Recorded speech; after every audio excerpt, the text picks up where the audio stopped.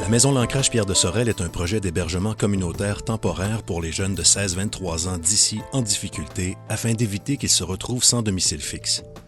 C'est inspiré du réseau des Auberges du Cœur. Il y en a 30 au Québec, mais pas à Sorel-Tracy. Voici un survol de l'historique du projet.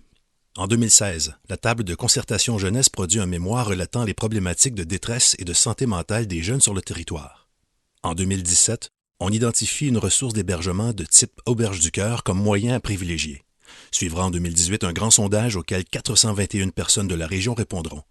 Étudiants, intervenants, profs, parents, plus de 95% d'entre eux jugent l'implantation pertinente.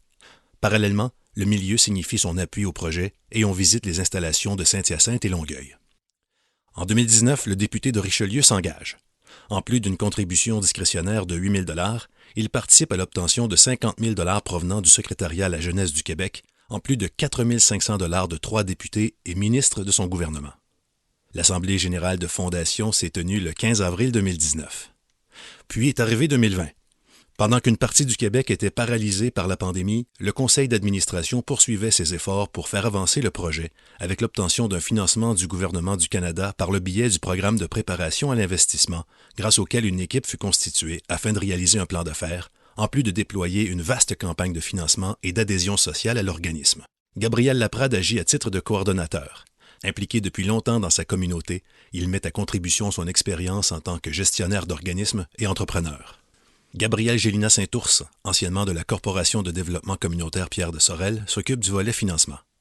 Il y a moi, André Champagne, ancien animateur journaliste à CJSO, en charge du volet communication. Et puis il y a Lorraine Laquerre, nouvellement retraitée après plus de 30 ans en protection de la jeunesse. Elle a notamment contribué au démarrage des 2 maisons de jeunes de la région. Son expertise nous permettra d'établir clairement les besoins de l'organisme en fonction de ses opérations quotidiennes. En octobre dernier, on a recueilli les témoignages de plusieurs professeurs, travailleurs sociaux, médecins, intervenants, qui nous ont raconté plein d'histoires de jeunes d'ici qui sont retrouvés en itinérance. Pour l'instant, on doit les déraciner vers Saint-Hyacinthe, Longueuil ou même Cowansville, loin de leurs amis, de leur école, de leur famille. On espère démarrer un projet pilote dans les prochains mois. Après 1 an d'opération, la maison pourrait compter sur du financement gouvernemental récurrent. Notre stratégie est donc de mobiliser le milieu pour le coup de pouce de départ.